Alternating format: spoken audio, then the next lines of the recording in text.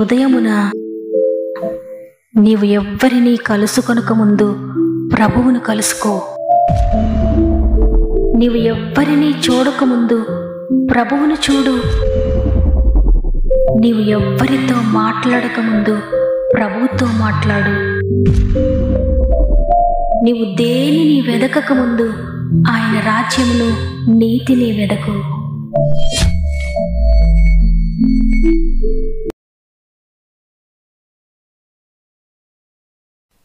Praise the lord. ఈ ఉదయకాలమున God first అనే వాగ్దాన కార్యక్రమానికి మిమ్మల్ని అందరినీ హృదయపూర్వకంగా ఆహ్వానిస్తూ ప్రభువును రక్షకుడైన యేసుక్రీస్తు నామములో నా యొక్క ప్రత్యేకమైన శుభములు మీ అందరికీ తెలియజేస్తూ ఉన్నాను. ప్రియ దేవుని బిడ్డలారా, ఈ ఉదయాన మీరు మీ కుటుంబాలందరూ ఎలా ఉన్నారు?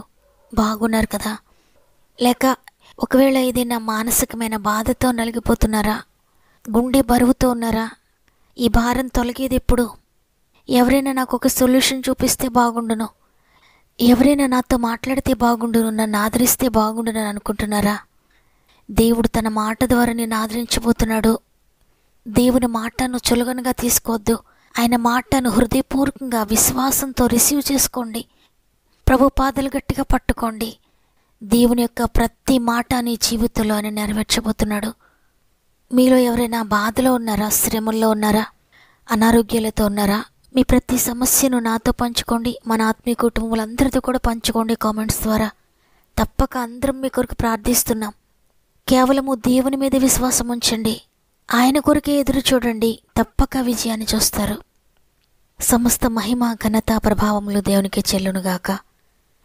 ఈరోజు ప్రభు మనకు అనుగ్రహిస్తున్న శ్రేష్టమైన వాగ్దానం కీర్తనలు 45వ అధ్యాయము 7వ వచనము. కావున దేవుడు నీ దేవుడే చెలికాండ్ర కంటే హెచ్చగునట్లుగా నిన్ను ఆనంద తైలముతో అభిషేకించి ఉన్నాడు. ఆమెన్. ఈరోజు దేవుడు నీకు వాగ్దానం చేస్తున్నారు. నీ చెలికాండ్ర కంటే హెచ్చగునట్లుగా నిన్ను ఆనంద తైలముతో అభిషేకిస్తున్నాను. అంటే నీ తోటి వారందరికంటే, నీ స్వంత కుటుంబంలోనే కావచ్చు, నీ కాలేజీలోనైనా, నీ స్కూల్లోనైనా, నీవు ఉద్యోగం చేసే చోటైనా, నీ ఊరిలో లేక నీ వీధిలో లేక నీవెక్కడ వర్క్ చేస్తున్నావో అక్కడ నీ తోటి వారందరికంటే ఆయన నిన్ను హెచ్చించబోతున్నాడు. ఒకవేళ నువ్వు అనుకుంటూ ఉండొచ్చు, నేను ఈ విధంగా చేస్తే ఆశీర్వదించబడతానేమో, నేను అక్కడికి వెళ్తే ఆశీర్వదించబడతానేమో, వేరే ఉద్యోగం అయితే నేను ఆశీర్వదించబడతానేమో, వేరే దేశం వెళ్తే నేను ఆశీర్వదించబడతానేమో, నేను ఆశీర్వదించబడడానికి నేను ఏ ప్రయత్నం చేయాలి, నేను ఎక్కడికి వెళ్ళాలని, నీవు ఉన్నత స్థితిలోనికి వెళ్ళడానికి, నీవు హెచ్చించబడ్డానికి నీ గురించి నీవు ఆలోచించుకుంటూ ఉన్నావేమో. అయితే ఇక్కడ వాగ్దానం తెలియజేస్తూ ఉంది, దేవుడే నిన్ను హెచ్చిస్తాడని. దేవుడే నీవు హెచ్చించబడినట్లుగా ఆనంద తైలముతో నిన్ను అభిషేకిస్తాడని. అవును, బైబిల్ గ్రంథంలో రాయబడి ఉంది, యెహోవా ఆశీర్వాదము ఐశ్వర్యమిస్తుందని. నీవెన్ని ప్రయత్నాలు చేస్తూ ఉన్నా ప్రస్తుతము నువ్వు ఏ ఆశీర్వాదం లేకుండా, నీవెక్కడున్నావో అక్కడే, నీ జీవితంలో ఎటువంటి డెవలప్మెంట్ లేకుండా, ఎటువంటి ఆశీర్వాదం లేకుండా ఎన్ని సంవత్సరాలు గడుస్తూ ఉన్నా నీవు లేమిలోనే, కొరతలోనే ఉన్నావేమింతవరకు. అయితే నా ప్రయత్నం కాదయ్యా, నీ ఆశీర్వాదం మాత్రమే నన్ను హెచ్చిస్తుంది. నీవు ఆశీర్వదిస్తే నేను ఆశీర్వదించబడతాను, నేను హెచ్చించబడతాను. నీ ఆశీర్వాదం నాకు కావాలయ్యా అని నీవు ఆయన మీద ఆధారపడితే యెహోవా ఆశీర్వాదం నీకు ఐశ్వర్యం ఇస్తుంది, నీవు హెచ్చించబడతావు. చూడండి, మొదటి దినవృత్తాంతముల గ్రంథము 4వ అధ్యాయము 9వ వచనంలో యబ్బేజు గురించి వ్రాయబడి ఉంది. యబ్బేజు తన సహోదరుల కంటే ఘనము పొందినవాడై ఉండెను. చూడండి, యబ్బేజు తన సహోదరులందరికంటే కూడా ఘనత పొందుకున్నాడు. అయితే తన జీవితాన్ని పరిశీలిస్తే యబ్బేజు అంటే వేదన అని అర్థం. వేదనతో ఇతని కన్నానని తన తల్లి యబ్బేజు అని పేరు పెట్టింది. తన కుటుంబంలో యబ్బేజు పనికిరానివాడుగా ఉన్నాడు, వేదనకు కారణంగా ఉన్నాడు. అటువంటి సమయంలో యబ్బేజు దేవునికి మొరపెట్టుకున్నాడు, నీవు నన్ను నిశ్చయంగా ఆశీర్వదించి నా సరిహద్దును విశాలపరిచి నీ చెయ్యి నాకు తోడుగా ఉండ దయచేసి నాకు కీడు రాకుండా దానిలోండి నన్ను తప్పించుము అని ప్రార్థించగా దేవుడు అతడు మనవి చేసిన దాన్ని అతనికి దయచేసెను. చూడండి, తన తల్లికి వేదన కలిగించిన వాడుగా ఉన్నాడు. కుటుంబంలో తన సహోదరులందరిలో కూడా పనికిరాని వాడుగా ఉన్నాడు. తన తల్లిదండ్రులకు, తన కుటుంబానికి కూడా వేదన కలిగించిన వాడుగా, ఒక శాపగ్రస్తమైన స్థితిని కలిగి ఉన్నాడు. అయితే తన జీవితాన్ని బట్టి దేవునికి ఆనందం కలిగించేవాడుగా ఉన్నాడు. తన ప్రతి పరిస్థితిలో దేవునిపై ఆధారపడ్డాడు. యబ్బేజు అన్ని పరిస్థితుల్లో కూడా వేదనతో ఉన్నాడు, నిరుత్సాహంతో ఉన్నాడు. అటువంటి పరిస్థితుల్లో ఒక్కటే చేశాడు, నేను లేవనెత్తబడాలంటే నా దేవుడే నన్ను హెచ్చించాలి, నా దేవుడే నన్ను ఆశీర్వదించాలి, నేను ఉన్నతమైన స్థితికి వెళ్ళాలంటే, నేను ఘనపరచబడాలంటే నా దేవుడు మాత్రమే నన్ను ఘనపరచాలని హృదయపూర్వకంగా నమ్మాడు. దేవునిపై ఆధారపడ్డాడు, ప్రార్థన చేశాడు. యబ్బేజు యొక్క ప్రార్థన తన చరిత్రను మార్చివేసింది. ఒకవేళ నీ అసమర్థతను బట్టి, నీ అనారోగ్యాన్ని బట్టి, నీ జ్ఞానహీనతను బట్టి నీ కుటుంబంలో నీవు త్రోసివేయబడిన వాడుగా ఉన్నావా? నేనెందుకు బ్రతకాలని అనుకుంటున్నావా? భయపడొద్దు.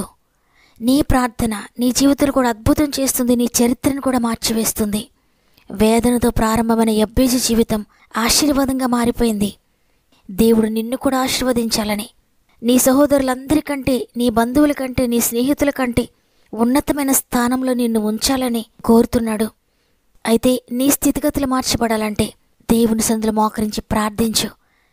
నిశ్చయముగా ఆశీర్వదిస్తానని వాగ్దానం చేశారు. నన్ను లేవనెత్తండి, పాపము నుండి లేవనెత్తండి, శాపగ్రస్తమైన బ్రతుకు నుండి లేవనెత్తండి, ఈ నిరుత్సాహం నుండి లేవనెత్తండి, అశాంతి నుండి లేవనెత్తండి, నన్ను పవిత్రునిగా చేయండి, పరిశుద్ధునిగా చేయండి, నీ ఆశీర్వాదం నాకు కావాలయ్యా అని దేవుని సన్నిధిలో నువ్వు మొరపెడితే ఆశీర్వాదం కొరకు నీవెక్కడుగా పరిగెట్టక్కర్లేదు. ఆశీర్వాదం కొరకు నువ్వు వేరే దేశానికి వెళ్ళక్కర్లేదు. నీవెక్కడుంటే అక్కడే ఆశీర్వాదం ఉంటుంది. నీవెక్కడ ఉద్యోగం చేస్తుంటే అక్కడే నీవు ఆశీర్వాదంగా మారిపోతావు. నిన్ను బట్టి నీ కుటుంబం ఆశీర్వాదకరంగా మారిపోతుంది. నిన్ను బట్టి నీ బిడ్డలు ఆశీర్వాదకరంగా మారుతారు. చూడండి, సామెతల గ్రంథము 10వ అధ్యాయము 6వ వచనంలో రాయబడి ఉంది, నీతిమంతుని తల మీదికి ఆశీర్వాదములు వచ్చును. నీ ఆశీర్వాదము ఎక్కడికో వెళ్తే రాదు. నీ ఆశీర్వాదము నీ తల మీదే ఉంది. నీతిమంతుడిగా నీవు ఉంటే నీవు ఆశీర్వదించబడతావు. నీతిమంతుని తల మీద ఆశీర్వాదాలు ఉంటాయి. నేను ఎక్కడికైనా వెళ్ళి ఎక్కువ సంపాదిస్తే నేను ఆశీర్వదించబడతానేమో, నా బిడ్డలకు మంచి భవిష్యత్తుని ఇవ్వగలుగుతానేమో, నేను ఎక్కడికి వెళ్ళాలి, ఏం చేయాలి, నేనేం చేస్తే ఆశీర్వదించబడతానని ఎంతమాత్రం ఆలోచించవద్దు. దేవుని సందులో మోకరించి ప్రార్థించి నీతిగా బ్రతకడానికి ప్రయత్నించు. ఆయన నీతిని, ఆయన రాజ్యము నువ్వు మొదట వెతుకో. నీతి కొరకు ఆకలి దప్పిక కలిగి ఉన్న నీ తల మీదకి ఆశీర్వాదములు మెండుగా వస్తాయి. అప్పుడు నీవెక్కడుంటే అక్కడే ఆశీర్వాదం, నీవెక్కడికి వెళితే అక్కడే ఆశీర్వాదం. నిన్ను బట్టి నీ గ్రామం ఆశీర్వదించబడుతుంది, నిన్ను బట్టి నీ వీధి ఆశీర్వదించబడుతుంది, నిన్ను బట్టి నీ సమస్తము కూడా ఆశీర్వదించబడతాయి. కాబట్టి ఈరోజు ఈ మాటలు వింటున్న ప్రియ సహోదరి, ప్రియ సహోదరుడా, నీ ఆర్థిక లేమిని బట్టి, నీ ఆరోగ్య లేమిని బట్టి, అశాంతిని బట్టి, అసమాధానాన్ని బట్టి, నీ కుటుంబంలో ఏ పరిస్థితిలో నువ్వు లేమి కలిగి ఉన్నావో, ఫ్లరిష్మెంట్ లేకుండా ఉన్నావో, ప్రతి విషయంలో కూడా దేవునిపై ఆధారపడు. తప్పకుండా నీవు దీవించబడతావు. ఆత్మీయంగా దీవించబడతావు, శారీరకంగా దీవించబడతావు, మానసికంగా దీవించబడతావు, ఆరోగ్య విషయంలో దీవించబడతావు. నీ ప్రయత్నములన్నీ కూడా ఆశీర్వదించబడతాయి. నువ్వెక్కడ అడుగు పెడితే దానిని ఆశీర్వాదంగా మార్చిపోతున్నాడు దేవుడు. వాగ్దాన్ని నమ్మిన వారందరూ ఒక్క నిమిషం నాతో మోకరిస్తారా? ప్రార్థన చేద్దాం. ప్రేమగల తండ్రి, నీకు వందనాలు. తండ్రి, నీ ఉచితమైన కృపను బట్టి మరి ఒక దినమును చూచే భాగ్యం ఇచ్చారు. ఈరోజు మమ్మల్ని సజీవులుగా నిలువబెట్టి నేను స్తుతించడానికి కృపనిచ్చారయ్యా. మరి ఒకసారి నీకు స్తుతులు చెల్లిస్తూ ఉన్నాను తండ్రి. అద్భుతకరమైన నీ మాటను బట్టి మమ్మల్ని బలపరిచారు. నీ సహోదరులందరికంటే నేను నిన్ను హెచ్చిస్తాను, నేను ఆనంద తైలముతో అభిషేకిస్తానని. తండ్రి, ఎంతమంది అయితే నీ అభిషేకాన్ని పొందుకుంటారో, ఎంతమంది అయితే నీ మీద ఆధారపడతారో, ఎంతమంది అయితే నీవే ఆశీర్వదించాలని నీపై ఆధారపడ్డారో, ప్రతి ఒక్కరిని కూడా త్వరలోనే మీరు ఆశీర్వదిస్తున్నారని, వారి తల మీదకి దీవెనలు మెండుగా కుమ్మరిస్తున్నారని నమ్ముతున్నాను తండ్రి.